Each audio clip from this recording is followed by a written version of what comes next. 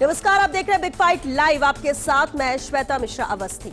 जहां कभी भर्तियों पर सवाल उठते थे, वहीं अब नौकरी के नए अवसरों का रिकॉर्ड बन रहा है। राजस्थान में युवाओं के सपनों को अब पंख लगते नजर आ रहे हैं। भजनलाल सरकार ने सत्ता संभालते ही रोजगार को प्राथमिकता दी और महज 2 साल में 1 लाख से ज्यादा नौजवानों को नौकरी देकर नया भरोसा जगाया है। इतना ही नहीं, साल 2026 के लिए 1 लाख से अधिक पदों का परीक्षा कैलेंडर जारी कर साफ संकेत दे दिए हैं कि आने वाला वक्त युवाओं का है।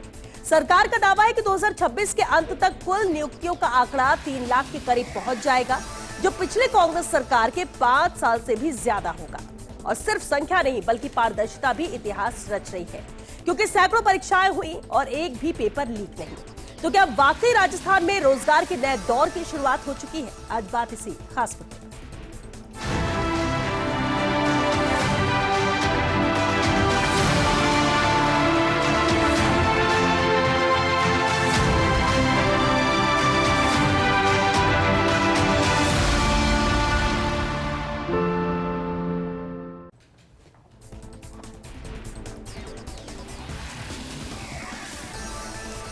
और चलिए इस खास मुद्दे पर चर्चा के लिए खास मेहमान हमारे साथ जुड़ चुके हैं। सबसे पहले उनसे रूबरू करा देते हैं आपको। चर्चा में हमारे साथ मौजूद हैं बीजेपी से सुरेश गर्ग जी। स्वागत है सुरेश जी आपका। कांग्रेस हमारे साथ प्रतीक सिंह जी है। प्रतीक जी आपका भी बहुत स्वागत है। रजनीश व्यास जी हमारे साथ है, विषय विशेषज्ञ। रजनीश जी बहुत स्वागत है आपका। साथ ही राजनीतिक विश्लेषक सुभाष शर्मा जी भी हमारे साथ जुड़ चुके हैं। बहुत स्वागत है सुभाष जी आपका भी। खास मुद्दा, चलिए शुरुआत सुरेश जी आपसे ही करते हैं। क्या वाकई में भजनलाल सरकार के कार्यकाल में युवाओं के लिए रोजगार के राह खुल चुके हैं और बेहद गंभीर सरकार है जो दावे किए जा रहे हैं आंकड़ों के लिहाज से भी नियुक्ति देने के लिए? बिल्कुल श्वेता जी, बिल्कुल निश्चित रूप से भजनलाल जी ने जब से अपना संभाला है, इसके बाद में आप देखिए कि हमने जो वादा किया था 4 लाख सरकारी नियुक्ति और 6 लाख निजी क्षेत्र के अंदर रोजगार देना, उसमें हम ये देखिए कि 1 लाख सरकारी नियुक्तियां दे चुके हैं। 2 लाख निजी क्षेत्र के अंदर रोजगार मिल चुका है। जिस तरीके से 8 लाख करोड़ रुपए के एमओयू धरातल पे आए, उससे 2 लाख युवाओं को रोजगार मिल चुका है। और सरकारी नियुक्तियों के अंदर 1 लाख सरकारी नियुक्तियां दे चुके हैं। 75,000 नियुक्तियों की प्रक्रियाधीन है और 1 लाख का अगले साल का कैलेंडर जारी कर दिया। ये राजस्थान में पहली बार हुआ है कि पूरे 2026 का कैलेंडर जारी करना। तो हम तो मुख्यमंत्री भजनलाल जी का धन्यवाद देना चाहते हैं कि उन्होंने जो पेपर लीक माफिया हैं उनको सलाखों के अंदर डाला। आज 400 से अधिक सलाखों के अंदर है, जेल के अंदर है। जिस तरीके से पूर्व मुख्यमंत्री अशोक गहलोत जी का पीएसओ गिरफ्तार होता है, जिस तरीके से बाबूलाल कटारा जी बोल रहे हैं कि भाई मैंने, जो आरपीएससी का मेंबर है वो ये बोल रहा है कि भैया मैंने तो रिश्वत देके पैसे देके मेरा सिलेक्शन हुआ है। जब आरपीएससी का मेंबर पैसे देके सिलेक्शन होता है तो वहां पे कैसे पहले पर्ची और खर्ची से सिलेक्शन होता था, लेकिन अब जो योग्यता के हिसाब से सिलेक्शन होता है। लेकिन जारी किया गया, जो कैलेंडर जारी किया गया उसमें 1 लाख भर्ती की बात की घोषणा तो ठीक है, लेकिन नियुक्ति को लेकर भी क्या उतनी गंभीर है जो दावे किए जा रहे हैं 2026 खत्म हो रहे तक कि 1 लाख नियुक्ति देखिए ना, 1 लाख नियुक्ति दे चुके हैं। 1 लाख से ज्यादा नियुक्ति दे चुके हैं। 1,619 नियुक्तियां दे चुके हैं। 75,000 लाइन पे अभी रिजल्ट ही आया, कल परसों रिजल्ट आया। आप मुझे देखिए कि आज निरंतर 296 एग्जाम हो चुकी है, एक में भी पेपर लीक नहीं हुआ। जबकि 2018 से 2023 तक गहलोत जी की सरकार थी, हर एग्जाम में पेपर लीक हुआ, अपने रिश्तेदारों का सिलेक्शन करा दिया। अब देखिए कहां है आज, तो जो योग्य व्यक्ति है, योग्य युवा है, उसका सिलेक्शन हो रहा है। पहले 18 घंटे युवा तैयारी करता था, दूसरे दिन पता लगता था पेपर लीक हो जाता है। अब आप ये देखिए कि क्यों ये है भजनलाल जी। भजनलाल जी ने कमिटमेंट किया है कि मैं राजस्थान के अंदर भ्रष्टाचार नहीं होने दूंगा।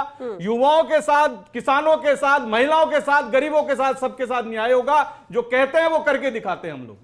ठीक है, आप कह रहे जो कहते हैं वो करके दे। प्रतीक सिंह जी भी हमारे साथ है। प्रतीक जी देखिए, एक तरफ तो सरकार ने कैलेंडर जारी किया, 1 लाख नियुक्तियों का दावा 2026 तक है और 2026 पूरा होने तक 3 लाख करीब नियुक्तियां दे दी जाएगी, यानी रोजगार दे दी जाएगी युवाओं को। और सीधे तौर पर तुलना पूर्ववर्ती सरकार यानी कांग्रेस सरकार से की जा रही है। क्या वाकई में पिछले 5 साल और ये जो 3 साल होंगे उसकी बात की जा रही है, 2 साल में जो नियुक्तियां दी जा रही है उसमें भी सरकार की वाहवाही है कि सरकार कितनी गंभीर है, जितनी पिछली सरकार नहीं थी? इस पर आप क्या कहेंगे?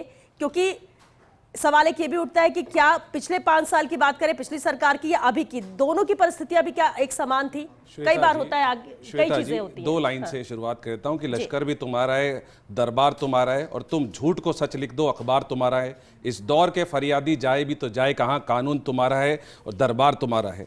अभी इन्होंने बोला कि 1 लाख नियुक्ति दे दी और सरकार भी ये कह रही है कि 1 लाख नियुक्ति दे दी। ये मुझे बता जाए अगर इनके पास कोई ब्यौरा हो कि उसका विज्ञापन कब जारी हुआ था, उसकी परीक्षा कब हुई थी, उसके बाद में उसका परिणाम कब आया था और उसके बाद नियुक्ति कब आई थी। मेरे पास में ये पूरी लिस्ट है 43 पेज की, ये रही मेरे पास में। आप चाहेंगी तो मैं अभी आपको दे दूंगा। और हमारी सरकार का ब्यौरा मैं लेकर के आया हूं, मेरे हाथ में है। हमारी सरकार के समय में 2,13,839 नियुक्ति दे दी गई थी। 13,701 परीक्षा परिणाम जारी कर दिए गए थे जिसमें नियुक्ति बाकी थी। साक्षात्कार जो बाकी थे उसमें वो थे 1917। परीक्षा आयोजित हुई थी लेकिन परिणाम जारी करना बाकी था, वो थे 14,467। विज्ञापन जो प्रकाशित हो गए थे वो थे 45,540 और विज्ञापन जो जारी होने थे जिसकी वित्तीय स्वीकृति हो चुकी थी वो थे 11,539 और न्यायालय पे जो लंबित थे वो थे 1,400। और अगर जो पाइपलाइन की बात करूं, जब हमारी सरकार गई थी, जो ये बोल रहे हैं कि हमारे अभी पाइपलाइन में प्रक्रियाधीन है, वो थे 1,17,000 नियुक्तियां, 1,17,000 पद। जो ये 1 लाख इन्होंने नियुक्तियां दी हैं उसमें अधिकतर में या तो विज्ञापन हमारे समय में जारी हुआ था, या एग्जाम हमारे समय पे हुआ था, या उसका साक्षात्कार हमारे समय पे हुआ था। और मैं आप बता नहीं है, अगर बोलने लगे बीच में इसलिए भारतीय जनता पार्टी की सरकार आने के बाद में नियुक्तियां देनी पड़ी। श्वेता जी ध्यान रखिए, आगे बोलने नहीं दूंगा फिर। सुरेश जी, उन्होंने आप जब बोल रहे थे उन्होंने बात सुनी, एक बार आप सुन लीजिए, इसके बाद आप नहीं हवाई बातें नहीं करता। मेरे पास में ये पूरी लिस्ट है, आप बोलेंगे तो मैं दे दूंगा। ये विज्ञापन प्रकाशित कब, किस तारीख को विज्ञापन प्रकाशित हुआ है, किस तारीख को एग्जाम हुआ है, किस तारीख को सारी चीजें हुई है, वो मैं आपको पढ़ करके बता सकता हूं। आप चाहेंगी तो मैं आपको भी दे दूं, आप बता दीजिएगा। तो 1 लाख, हाँ जी, ये कांग्रेस के कार्यकाल, कांग्रेस के कार्यकाल में जब दिसंबर 2023 में जब सरकार गई थी 1,17,000 पदों की नियुक्ति बाकी थी और इस सरकार ने 2 साल लगा दिए, सिर्फ 1 लाख नियुक्तियां दी है। एक एग्जाम में बता दीजिए, एक एग्जाम नाम लेके बता जाए, अरे रुकिए सही, एक एग्जाम बता जाए जिसका इस वित्तीय स्वीकृति इन्होंने ली हो, जिसका इन्होंने विज्ञापन इन्होंने निकाला हो, जिसका इन्होंने एग्जाम कराया हो। ये सारे शुरुआत से लेकर आखिरी तक का सारा काम एक परीक्षा बता दें। और अगर ब्यौरा मैं बता रहा हूं, चैलेंज लेकर ब्यौरा हो तो 1 लाख नौकरी का ब्यौरा बता दें। बताइए, जब अशोक गहलोत जी ने 1 लाख नौकरियों का ब्यौरा बताइए। इसका जवाब बस दीजिए शॉर्ट में। सुरेश जी, मुझे दूसरे मेहमान का रुख कर रहे हैं। जब इनने घोषणा पत्र 2011 सुनो तो सही, तो सुनो, हाथ नहीं है, सुनने की मांग रखो, सुनने की मांग। मैं कह रहा हूं, मैं जवाब दे रहा हूं ना आपको।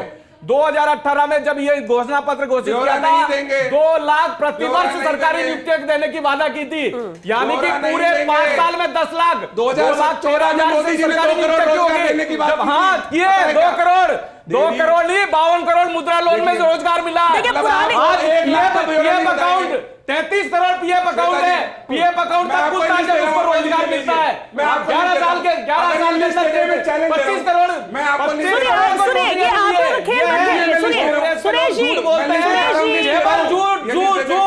कभी झूठ सच नहीं हो सकता, इसीलिए इनको बार-बार हार मिलती है। जनता खुश है, युवा खुश है। भारतीय जनता पार्टी की सरकार के आने के बाद 296 एग्जाम करा दी, आपने हर पेपर के अंदर लीक हुआ। इतना चिल्लाने की क्या बात है? इतना चिल्लाने की क्या बात है?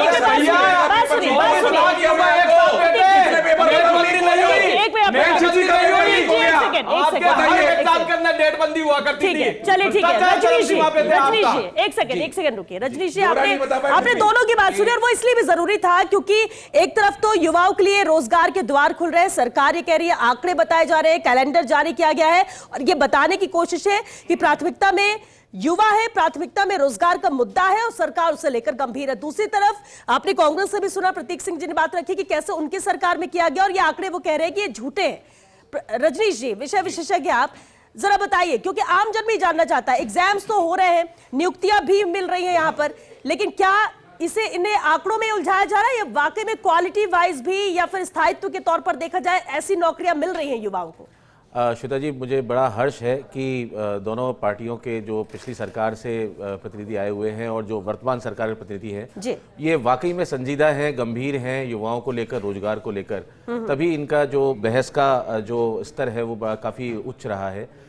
ये सच है कि सरकारी नियुक्तियां लगातार चल रही है, लेकिन सरकारी नियुक्तियों को लेकर सरकार भी ये कहती है कि हम केवल सरकारी नियुक्तियों से ही पूरा का पूरा बेरोजगारी का आंकड़ा पूरा नहीं कर सकते, बेरोजगारी को खत्म नहीं किया जा सकता। तो चर्चा का विषय ये भी होना चाहिए कि जो मूलभूत जो ढांचागत व्यवस्थाएं हैं, जो एम्प्लॉयमेंट को लेकर इंडस्ट्रीज का डेवलपमेंट है, जो मुद्रा लोन को लेकर हम बड़ी अच्छी अच्छी बातें सुनते हैं, उसके अंदर क्या ईज ऑफ डूइंग है और किस तरीके से चीजें अच्छे से हो पा रही है, जैसे कि एम्प्लॉयमेंट अच्छे स्तर पे जा सके, एम्प्लॉयमेंट अच्छे स्तर पर हो सके। ये थोड़े से आंकड़े जो दिखते हैं, जो सरकार जो घोषित करती है, सरकार का जो अभी सबसे एक पॉजिटिव साइड जो पिछले 2 साल में निकल के आया है, स्टेट गवर्नमेंट 12% की ग्रोथ रेट के साथ आगे बढ़ रही है। लेकिन अनएम्प्लॉयमेंट की अगर हम बात करें तो अनएम्प्लॉयमेंट आज भी 4.6 पर, तो गवर्नमेंट अपने मुंह से कहती है कि 4.6% अनएम्प्लॉयमेंट की रेट है, जबकि अगर इंडिपेंडेंट एजेंसीज का बात किया जाए तो 25% 2022 में 2023 2025 डेटा की बात कर रहा हूँ, 32% बेरोजगारी वो 25% यहाँ भी दिखता है, 25% यहाँ भी दिखता पूरे है हिंदुस्तान में। तो ये जो डेटा है, जो डेटा के ऊपर जो चीजें हो रही हैं, केवल सरकारी नियुक्तियों का ही विषय नहीं है, ओवरऑल इकोसिस्टम इकोनॉमी कितना रोजगार डेवलप कर पा रही है, स्किल इंडिया और स्किल के जो स्टेट गवर्नमेंट के मिशंस हैं उनकी क्या इफेक्टिवनेस है, किस तरह से एम्प्लॉयमेंट से वो जनता को जोड़ पा रहे हैं, युवाओं को भरोसा और आश्वासन दे पा रहे हैं और युवाओं को जोड़ पा रहे हैं, ये विषय भी चर्चा के होने चाहिए। और इन विषयों के ऊपर भी मेरे विचार से सभी दलों को एक साथ बैठकर और नीतिगत जो निर्णय हैं वो इस तरह से लिए जाए कि क्वालिटेटिव रिजल्ट्स निकलकर सामने आए। बिल्कुल ठीक कहा आपने रजनीश जी। सुभाष जी भी हमारे साथ लगातार बड़े राजनीतिक विश्लेषक हैं। सुभाष जी, सर कई बार हमने इस तरह के मुद्दों पे बात की है और जरूरी भी है, क्योंकि कई मुद्दे राजनीतिक तौर पर आ जाते हैं, लेकिन जब हम महंगाई बेरोजगारी का मुद्दा होता है वो मुद्दा जस का तस बना होता है। अब सरकार जो दावा कर रही है और कैलेंडर जारी किया बाकायदा, 1 लाख इस साल नियुक्ति देने की बात कही जा रही है, दावा किया गया कि 1 लाख नियुक्तियां दी जा चुकी है। सुभाष जी, आंकड़ों का ये खेल है, लेकिन आमजन भी इसे कैसे समझे, इन दावों की हकीकत कितनी नजर आती है प्रभावी तौर पर जमीनी स्तर पर? जी, तो देखिए, सरकार का जो इंटेंट है इसमें तो कोई कमी नहीं है जी। Intent is very good, positive है, पर्सपेक्टिव उनका बहुत अच्छा है, लेकिन कंटेंट कितना ज्यादा ठीक रहेगा, इसके परिणाम कैसे आएंगे, ये देखने वाली आगे वाले वर्षों में हम जब इसकी समीक्षा करेंगे तब पता चल पाएगा। अभी तो जिस तरह की बातें चल रही हैं, ग्राउंड लेवल पर जब उनकी क्रियान्विति होगी तब हम देखेंगे कि सरकार का कंटेंट का लेवल कितना ज्यादा ठीक रहा है।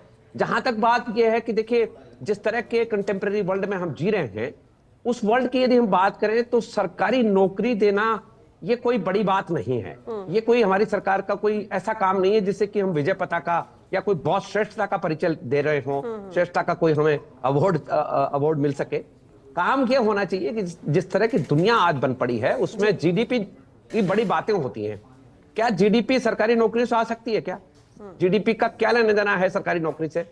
हम बात ये करें कि जिस तरह दुनिया आगे बढ़ रही है उसमें हमारे यहां पर देखिए, आप उठाकर देख लीजिए कि इन्वेस्टमेंट के मामले में भारत, पूरे भारत की बात कर रहा हूं, राजस्थान की भी बात करेंगे अपन जी। पूरे भारत में विदेशी जो निवेश है वो घटता जा रहा है। विदेशी निवेश अव्वल तो पहले आ ही नहीं रहा था, लेकिन जिस तरह की हमारी व्यवस्था है उसमें और घट गया है। राजस्थान की जहां तक बात है, राजस्थान में भी अभी हम बहुत कोशिश कर रहे हैं, लेकिन निवेश की स्थिति अभी भी बहुत संवेदनशील आंकड़े छू रही है। अब बात करते हैं कि ये क्या करना चाहिए हमें। करना हमें ये चाहिए कि गवर्नमेंट का मिनिमलिस्ट स्वरूप सामने रखना चाहिए, गवर्नमेंट का इंटरफेरेंस मिनिमल होना चाहिए, जिससे कि ईज ऑफ डूइंग बिजनेस होना चाहिए और निवेश को आकर्षित करने के लिए हमारे यहाँ वो इकोसिस्टम, जैसा कि अभी विशेषज्ञ भी चर्चा कर रहे थे, वो हमें वातावरण तैयार करने की जरूरत है। आज नहीं, कल नहीं, परसों, आगे आने वाले वर्षों में मजबूरी है हमारी। इसके अलावा और कोई चारा नहीं। सरकारी नौकरियों से हम ये जो पहल बांधने की कोशिश कर रहे हैं, जनता का जो हमारे एक तरह का जलेबी लटकाने वाली जो बात है कि भाई इतनी नौकरी हम देंगे, जनता टकटकी लगाए बैठती रहे, युवा बैठा रहता है, लेकिन अंत में 75-76 साल में हमने देखा है कि कितना हम रोजगार क्रिएट कर पाए हैं, कितना क्रियान्वयन हो पाया है। ये जो सड़कों पे ई रिक्शा चल रहे हैं, चाय के थड़ियां खुल रही हैं, ये क्या है? ये क्या, किस बात का इंडिकेशन है, किस बात का सिंबल है ये? इसके ऊपर बहुत गहराई से सोचना चाहिए कि क्या हमारे युवा चाय बेचते रहेंगे, क्या ई रिक्शा ही चलाते रहेंगे, या आज की दुनिया के इस कंटेम्प्रेरी दौर में साथ बढ़ेंगे? क्या हम स्कूलों में आज भी तकलीफ आते रहेंगे? जहां पर चांद पर जा रहा था विश्व, वो हम स्कूलों में तकलियां कटवा रहे थे। तो ये हमारे यहाँ का एक अजीब सा जो वातावरण बन पड़ा है भारत में कि सरकारी नौकरी को लेकर जनता भी ऐसी है, क्योंकि जनता को ये लगता है कि सरकारी नौकरी एक तो स्थायी है, पेंशन मिलेगी, जॉब सिक्योर्ड है और हमारा डंडा चलेगा। ये जो डंडा चलाने वाली जो सरकार की जो हमारे यहाँ पॉलिसी बन गई है, ये एक्सटॉर्शन की जो पॉलिसी थी ब्रिटिश सरकार की, वो हमने आज भी कायम रखी हुई है। और यही एक कारण है कि युवाओं में सरकारी नौकरी का आकर्षण बेताशा बढ़ा है और कोई जॉब करना ही नहीं चाहता व्यक्ति। आप देखिए जरा, 50 पोस्ट निकलती हैं और 5 लाख आवेदन आते हैं, 10 लाख आवेदन आते हैं। ये क्या कहता है? कहानी क्या है? ये कहानी यही है कि सरकारी नौकरियों के पीछे जो पावर है, एब्सोल्यूट पावर जो है, जो उनको करप्शन की तरफ धकेलता है, बाद में सारी इंडस्ट्री में करप्शन आता है और जो निवेशक है वो बेचारा ठगा सा महसूस करता है और निवेश उसका बंटा ढार हो जाता है। लेकिन सुभाष जी, ये भारत का वातावरण बना हुआ है, राजस्थान राजस्थान का भी यही वातावरण है जी। बिल्कुल सुभाष जी, राजस्थान की हम बात कर रहे हैं क्योंकि राजस्थान सरकार के दावे हैं, कैलेंडर निकाला गया। चलिए, पहले अभ्यर्थी या युवा जो अपने को ठगा सा महसूस करता था, कहता था कि परीक्षा इतनी तैयारी करो, पूरा साल बर्बाद होता, उम्र बढ़ती जा रही है, एग्जाम होते नहीं, जब एग्जाम होते हैं तो पेपर लीक होता है, परिणाम निकलता नहीं है, फिर वो कोर्ट में अटक जाता है, बहुत सारी चीजों। कितने डिप्रेशन में बच्चे चले गए, युवा जो सिर्फ इस तैयारी में लगे हुए कि मेरी एक बार सरकारी नौकरी लग जाए। लेकिन दूसरी तरफ लेकिन जो सरकार दावे कर रही है, सर, कैलेंडर जारी किया गया, 44 एग्जाम होंगे इस साल में और साल खत्म होने तक 3 लाख भर्तियों की बात कही जा रही है। आपको लगता है ये व्यवहारिक और बजट संगत है? ये सरकार जो प्लानिंग करके चल रही है उसे बिल्कुल इंप्लीमेंट किया जा सकता है? जी, पहले ही कहा आपको कि इंटेंट बहुत अच्छा है सरकार का, इसमें कोई शक नहीं है, लेकिन हमारे सरकारें मजबूर हैं, कहां से लाएंगे इतना पैसा? आप देखिए जरा, ये 90% 95% के आसपास जो हमारा बजट है, हमारी जो टोटल इकोनॉमी है, वो खर्च हो जाती है सरकारी एस्टेब्लिशमेंट में, तनख्वाहों में, पेंशन में, और थोड़ा बहुत जो बचा वो विकास के काम में आता है, इंफ्रास्ट्रक्चर के काम आता है। तो 5% के बजट से आप जरा सोचिए, हम जरा सिर जोड़कर देखें, भारत सरकार का स्पोर्ट्स का बजट 3600 करोड़ रुपए है मात्र। इसमें विदेशों में एक टूर्नामेंट भी नहीं हो पाता है, एक टूर्नामेंट नहीं हो पाता है। केवल 3600 करोड़ का बजट लेके हम बड़े गाल बुझा रहे हैं कि साहब हमने बड़ा स्पोर्ट्स को प्रोत्साहन दिया। 3500 करोड़ रुपए में होता क्या है? क्या होता है? आप बजट को लेकर बैठेंगे ना तो आपको आश्चर्यजनक आंकड़े मिलेंगे। ये जो दावे किए जा रहे हैं, लेकिन इंटेंट अच्छा है। जहां तक निवेश की बात है, निवेश जब तक नहीं लाओगे, राजस्थान ऐसा प्रांत है जहां का उद्योगपति पूरे भारत में अपनी इकोनॉमी को, आप देखें जरा, 80% के आसपास इकोनॉमी हुआ करती थी राजस्थान के लोगों की, राजस्थान का, लेकिन एक भी उद्योगपति राजस्थान में नहीं आना चाहता है। कारण क्या है? यहाँ की जो ब्यूरोक्रेसी है, यहाँ का जो सरकारी तंत्र है, खासतौर पर नॉर्थ इंडिया में बड़ी प्रॉब्लम है। साउथ इंडिया में बड़े नवाचार हुए हैं इसको लेकर, इसीलिए इंडस्ट्रीज वहां जा रही है। नॉर्थ इंडिया की बहुत बड़ी प्रॉब्लम है, इसको सुधारना पड़ेगा। हमारे यहाँ जो गवर्नमेंट की दखलंदाजी है, ये जो गवर्नमेंट का बिल्कुल सुभाष जी, बेहद इंपॉर्टेंट पॉइंट्स जिसका आप जिक्र भी कर रहे हैं, क्या हो रहा है, क्या होना चाहिए और कैसे बेहतर कर सकते हैं। उम्मीद तो सबको बहुत ज्यादा, खासतौर से युवाओं को। रजनीश जी, लेकिन एक सवाल ये भी उठता है कि रोजगार की हम बात कर रहे हैं, हमने इतने रोजगार सृजन किए, हमने 1 लाख युवाओं को रोजगार दिया, बहुत अच्छी कोशिश सरकार कर रही है, और जिन दावों की बात की जा रही है कि इतने युवाओं को नौकरी दी जाएगी, कोशिश कर रहे हैं, मिलनी भी चाहिए क्योंकि युवा भी वही तैयारी कर रहे हैं। लेकिन क्या ग्रामीण और शहरी क्षेत्र में युवाओं तक वो रोजगार मिल पा रहा है? सरकारी नौकरी आज भले ही आप कितना बोल दो, और सरकार खुद कह रही है कि हम चाहते कैसे हम उनको इंडिपेंडेंट बना सके, वो खुद का रोजगार शुरू कर सके, अपने पैरों पे खड़े हो सके, लेकिन इसके बावजूद भी सरकारी नौकरी का महत्व तो वही बना हुआ है और रोजगार को सरकारी नौकरी से ही जोड़कर देखा जाए। बिल्कुल सही कहा आपने श्वेता जी। सुभाष जी ने भी इस चीज को अंडरलाइन किया कि आज के समय में जो एक चाव बना हुआ है, जो पहले भी था और आज जो है ज्यादा गहरा गया है सरकारी नौकरी को लेकर, उसके पीछे उन्होंने एक बहुत ही नेगेटिव एस्पेक्ट भी टच करने की प्रयास किया, जो कि अपने स्तर पे काफी हद तक सच भी है। लेकिन जो आपने सवाल पूछा कि क्या प्राइवेट सेक्टर में या कॉरपोरेट में या बिजनेसेस के थ्रू वो एम्प्लॉयमेंट अपॉर्चुनिटीज अवेलेबल हैं जो कि होनी चाहिए, जिस तादाद में ग्रेजुएट कॉलेज से बाहर आ रहे हैं। राजस्थान के आज परिप्रेक्ष्य में बात करूं, हर साल तकरीबन 3 से 3.5 लाख ग्रेजुएट जो है कॉलेज से बाहर आते हैं, और जो कि अलग अलग, और अगर हम इसमें ये नंबरों में हम इसमें वो भी जोड़ सकते हैं जिन्होंने ITI किया हुआ है, डिप्लोमा किया हुआ है, तो ये लोग आके तैयार हो जाते हैं कि हमारे एकेडमिक्स खत्म हो गए, हमें रोजगार दीजिए। लेकिन रोजगार मिलेगा कहाँ पे? क्योंकि जो इंफ्रास्ट्रक्चर, जो मैं जिस ढांचागत परिवेश की बात कर रहा था, जहाँ पे कि बिजनेसेस हों और एक्टिविटीज हों, उनके लिए कोई विशेष राजस्थान इन्वेस्टमेंट फ्रेंडली अब बनने लगा है, पिछले 10-15 साल से हम उस चीजों को सुनने लगे हैं। लेकिन दुख की बात है कि जो सम्मेलन हुए थे पिछले साल, उसमें से केवल 20% ही धरातल पर आ पाया है, जबकि ये एक महत्वपूर्ण 1 साल का समय निकल चुका है। पहला साल जो होता है वो सबसे ज्यादा एनर्जी के साथ में डिपार्टमेंट्स काम कर रहे होते हैं, ऑफिसर्स काम कर रहे होते हैं, धीरे धीरे इलेक्शन मोड में लास्ट ईयर में जाके होता है। तो कितना हम उसको, अभी तो ग्राउंड पे आया है ये, और ग्राउंड पे आया है का मतलब ये है कि वो रोजगार देने की स्थिति में तो शायद 4 साल में भी नहीं आ पाए। तो एक ये प्रयास हुआ है, इसकी सराहना की जानी बहुत जरूरी है, लेकिन इसको किस तरह से पेसअप किया जा सकता है, किस तरह से ऑक्सिलरी यूनिट्स काम कर सकती हैं। पचपदरा की रिफाइनरी 10 साल के बाद आज जो है वो एग्जीक्यूशन में आने लगी है, तो उसके आसपास कितने तरह के स्किलिंग सेंटर्स अवेलेबल हैं जो कि वहां पे जिस तरह की स्किल मैन पावर चाहिए होगी उनको वो स्किल करके वहां पे दे सके। आज के समय में ये इंडस्ट्री मानती है कि केवल और केवल 28% युवा ऐसा है जो कि जब पढ़ाई लिखाई पूरी करता है तो उसके बाद में वो रोजगार के लायक होता है। तो एक जो इंपॉर्टेंट एस्पेक्ट है वो ये भी है कि हमारा एजुकेशन सिस्टम क्या कर रहा है कि केवल 28% को इंडस्ट्री के लायक बना पा रहा है। तो हमारे एजुकेशन सिस्टम में ऐसे क्या चेंजेस हम कर सकते हैं, इसके ऊपर भी बहुत गहन विचार की आवश्यकता है। क्वालिटी पे कितना फोकस कर रहे हैं ये भी महत्वपूर्ण। प्रतीक जी, देखिए, मुझे ये ऐसा बात लगता है, सिर्फ तुलना हम करें पिछली सरकार ने क्या किया, हमने क्या किया, हम बेहतर है या वो बेहतर थे, इससे ज्यादा अगर वाकई में राजस्थान के युवाओं को लेकर हर कोई सोच रहा है तो फिर क्या होना चाहिए? मैं आगे बढ़ूंगा। अब कंपैरिजन हो चुका है। अभी जो कह रहे थे मेरे साथी कि 28% युवा सिर्फ रोजगार के लायक है, ये आंकड़ा बिल्कुल गलत है। 28% भी नहीं है, क्योंकि मैं आपको एक बात बताता हूं, पीएम इंटर्नशिप योजना शुरू हुई थी। 1 करोड़ लोगों को 5 साल के अंदर इंटर्नशिप दी जानी थी। इंटर्नशिप के दौरान 5,000 रुपए दिए जाने थे और 1 साल के बाद में उनको नौकरी दी जानी थी। अब वो आंकड़ा जब आप सुनेंगे कि कितने लोगों को नौकरी मिली और कितने लोग थे, तो आपको बड़ा आश्चर्य होगा। 20 लाख को मिलनी थी पहले साल में, तो आवेदन कितने हुए? 6.25 लाख के। उसके बाद में इंटर्नशिप कितने लोगों को ऑफर हुई? मात्र 82,000 लोगों को। और इंटर्नशिप ज्वाइन कितनों ने की? मात्र 8,700। और नौकरी कितने को मिली? 200। 20 लाख लोगों को आपको इंटर्नशिप करानी थी, 200 लोगों को नौकरी मिली है। तो ये हाल है सरकार की जो योजनाएं चल रही हैं उसका, चाहे स्किल इंडिया की बात कर लीजिए, उसके बाद में चाहे इंटर्नशिप की। और ये सही बात है, जब तक प्राइवेट सेक्टर में स्किल लेबर नहीं आएगी तब तक रोजगार नहीं बढ़ेंगे। दूसरी बात, अगर हमारा मैन्युफैक्चरिंग सेक्टर ग्रोथ नहीं करेगा, मैन्युफैक्चरिंग की हमारी जो ग्रोथ है वो लगातार माइनस में जाती जा रही है। 16 से 25 का हमने आंकड़ा रखा था जब मेक इन इंडिया लेके आए थे, वापस 12% पे चले गई है आपकी मैन्युफैक्चरिंग ग्रोथ। तो जब तक मैन्युफैक्चरिंग नहीं होगी, एमएसएमई काम नहीं करेगी, रोजगार कैसे मिलेंगे? और एक खबर के ऊपर और आपका मैं ध्यान आकर्षण करना चाहूंगा, ये बहुत अपने आंकड़े गिना रहे थे।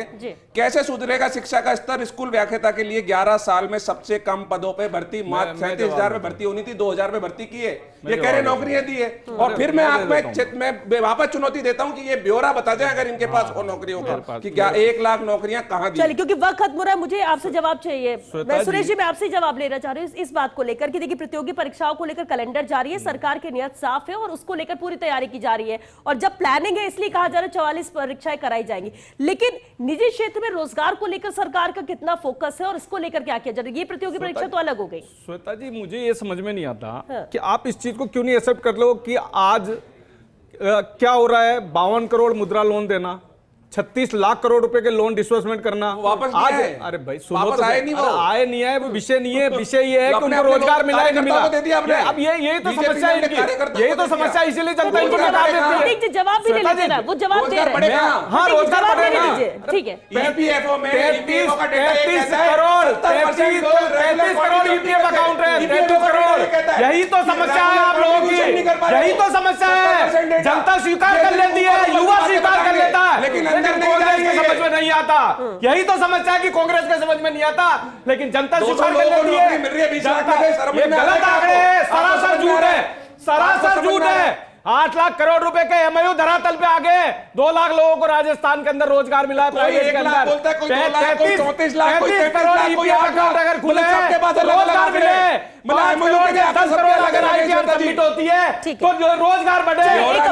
ठीक है, सुरेश जी, 1 सेकंड रुकिए। सुभाष जी, एक लास्ट सवाल, एक फाइनल, समझ में नहीं आता। सुरेश जी, बात सुनिए। चलिए, ठीक है, चलिए 1 मिनट। कांग्रेस के बिल्कुल, चलिए ठीक है, कोई बात नहीं, वो अपने आंकड़े दे रहे हैं। सुभाष शर्मा जी, मेरा सवाल आपसे सुभाष जी, 75,000 प्रक्रिया दी सुरेश जी, है। बस सर। आप करके अरे बता सुरेश देंगे जी, काम, सुनिए बात। जो हम 3 साल के अंदर 3 लाख बस सर, बस सर, करके बस बता सर, दें बस सर, ठीक है, देखिए ना, आपने केवल भ्रष्टाचार पूरा का 1 साल बाकी, अभी तो कैलेंडर जारी हुआ है, रुकिए, और इसके अलावा कोई चलिए, काम नहीं। ठीक है। बैसाखी में सुभाष सरकार जी, चल रही एक है, अहम बात है, एक अहम सवाल ये यूपी को लेकर। बैसाखी में सरकार चल रही थी आपकी, आप लोग नहीं बैसाखी में चाहते। सरकार चल रही सुरेश जी, थी। बस अशोक करिए गहलोत सर। को खुद को कहना पड़ रहा था आप देखिए, कि हम भ्रष्टाचार अभी आप में लिप्त डिबेट हैं। नहीं करना चाह रहे, आप डिबेट नहीं करना चाह रहे सर। अब जब जवाब तो दूंगा ना, जवाब दूंगा। 1 लाख नियुक्ति की है, चैलेंज कर रहे हैं, ठीक है, चैलेंज कर रहे हैं, ठीक प्रूव है। करके बताइए अगर नहीं चलिए, है ठीक है, तो फिर कर लेंगे, प्रूव करके फिर कर बताइए, लेंगे, बताइए फिर कर कौन लेंगे। चाहिए। सुभाष जी, आगे इसके लिए लीजिए, कह रहे हैं हम कह रहे हैं हर सुरेश जी, बस डिपार्टमेंट में सर, नौकरी बस दी है, ठीक है, ठीक चाहे है, शिक्षा मान विभाग लिया, हो, मान लिया, चाहे मान लिया, 1 मिनट। नहीं, मान लिया, सुभाष लिस्ट जी, लीजिए इनसे। सुभाष जी, हाँ, मेरा ये भैया लिस्ट है, ये रही मेरे पास में। अधिकारी। शिक्षा अरे विभाग, प्रतीक जी, क्या है ये? चिकित्सा विभाग, सर, बस, कार्मिक बस, विभाग, लाइव में ये रहा देखिए, लाइव में देख पशुपालन लेते हैं। विभाग, लाइव में देख ये लेती रहे हूँ, ये रहे लाइव सब, देखती हूँ ये रहे मैं मेरे पास में, मैं आंकड़े देख सबकी लूँ। नियुक्तियां हैं मेरे पास अब में। पेपर भी नहीं और बता ये रहे, रहा, आंकड़े भी बता ये रहे, रुकिए, दिखाई भी नहीं आपको। शांत रहिए। 27/3/2022 का दिखाई भी नहीं। सर, वक्त खत्म हो गया है, वक्त खत्म हो गया है। 27/3/2022 चलिए, ठीक का है। ये रहा सुरेश जी, पेपर वक्त खत्म हो गया है। सुभाष जी, 25%, एक फाइनल 8% कमेंट। बेरोजगारी दर क्या है। ये जो बदलाव है, रजन लाल जी क्या का। ये जो बदलाव है वो देखा, आपको वो पेपर लगता है में- स्थायी हाँ, तौर पर है नौकरी या वाला सिर्फ लिखा कुछ राजनीतिक कार्यकाल की उपलब्धि माने इसे? हालांकि पूरा सवाल समझ में नहीं आया, लेकिन सर, मैं फिर भी मेरा सवाल सिर्फ इतना सा है कि क्या ये स्थायी समाधान है, स्थायी तौर पर रोजगार के मद्देनजर रास्ता, या फिर इसे सिर्फ सरकारी कार्यकाल की उपलब्धि तक ही रखा जाए? ओके, तो एक बात कर लेते हैं। 40 साल पहले, लगभग 35-40 साल पहले तक रोजगार कार्यालय खुला हुआ करते थे, जिसको एम्प्लॉयमेंट एक्सचेंज कहते थे। और एम्प्लॉयमेंट एक्सचेंज की हालत ये थी कि उसमें लोग जाना नहीं चाहते थे। मतलब हमारे यहाँ कहावत थी कि नौकरी ना कीजिए, घास खोद खाइए। लेकिन आज जो स्थिति बनी है, इसका कारण क्या है? ये सरकारों की विफलता है या क्या है ये कि हर आदमी नौकरी के लिए भटक रहा है? ये किस तरह की इकोनॉमी, किस तरह का स्ट्रक्चर हमने बनाया है, किस तरह का सामाजिक ढांचा हमने बना दिया है कि हम केवल नौकरियों के लिए लालायित हो गए हैं। हमारे यहाँ कोई रोजगार धंधा नहीं है क्या? 40-45 साल पहले रोजगार करते थे लोग, नौकरी नहीं करना चाहते थे। लेकिन आज उलट स्थिति है, आज एक के ऊपर एक भरा पड़ा है। ये स्थिति है सरकारों की, ये सरकारों का काम है, इसमें सुधार की जरूरत है। ये मौजूदा सरकार है, इसको बहुत काम करने की जरूरत है। और जहां तक सरकारी प्रतिनिधियों की बात है, थोड़ा सुनने का भी वो रखें और डिबेट को इस तरह से ना करें। तो अभी जो बात चल रही थी उसमें यही था कि भारतीय जनता पार्टी की जो सरकार है उसका इंटेंट बहुत अच्छा है, काम करना चाहते हैं, लेकिन हमारी मजबूरियां भी हैं, हमारे समाज की मजबूरियां भी हैं। समाज को भी थोड़ा आगे आना पड़ेगा, समाज को ये सोचना पड़ेगा कि स्वरोजगार की दिशा में कैसे चला जाए। और ये जो एम्प्लॉयमेंट एक्सचेंज खत्म से हो गए हैं, इसको एक बार वापस लाया जाए, सरकारों का दखल भी उसमें ज्यादा ना हो। एम्प्लॉयमेंट एक्सचेंज के पास आदमी जाए, अपना रजिस्ट्रेशन कराए और नौकरी ले ले। चलिए, ठीक है, क्योंकि वक्त खत्म। जो बहुत शुक्रिया सुभाष जी, आप सभी का बहुत शुक्रिया इस चर्चा में शामिल होने के लिए। देखिए, एक बात तो जरूर है कि डबल इंजन की सरकार है, सरकार कोशिश कर रही है और इसलिए कैलेंडर जारी कर दिया गया, क्योंकि इंटेंशन यहां पर साफ है कि हम 44 एग्जाम्स कराएंगे पूरे साल में, करीब 1 लाख और भर्तियां, यानी कि रोजगार यहां पर दिया जाएगा और साल खत्म होने तक ये आंकड़ा 3 लाख पहुंच जाएगा, जो कि पिछली सरकार के 5 साल से ज्यादा है। ये तो रही आंकड़ों की बात, लेकिन दूसरी अहम बात यह है कि कम से कम एक चीज अच्छी है कि पेपर लीक, अभ्यर्थी तैयारी कर रहा है, एग्जाम हो नहीं रहे हैं, तारीख पे तारीख बढ़ रही है, जो एग्जाम हो रहा है वो कोर्ट में जा रहे हैं, अभी कम से कम ये नहीं हो रहा, इस पर विराम सा लगता नजर आ रहा है। लेकिन अब सवाल वही है कि क्या संख्या जिस तरह से युवाओं की बढ़ रही है, जितने बेरोजगारों की संख्या बढ़ती आ रही है, उस पर लगाम लगाने के लिए या उन्हें रोजगार देने के लिए इतना काम सीमित है, या ये इतना हम कहते हैं कि इस पर ही संतुष्ट हो जाए युवा, वो नहीं होगा। सरकार के सामने भी चैलेंज है, लेकिन कोशिश यहां पर होनी चाहिए, लेकिन सरकारी नौकरी के साथ साथ दूसरे रास्ते भी होने चाहिए युवाओं के लिए, और ताकि युवा भी आकर्षित उस तरफ हो सके, इस ओर भी सरकार को कदम उठाना होगा। चलिए, 6 बिग फाइट लाइव आज के लिए बस इतना ही। नमस्कार।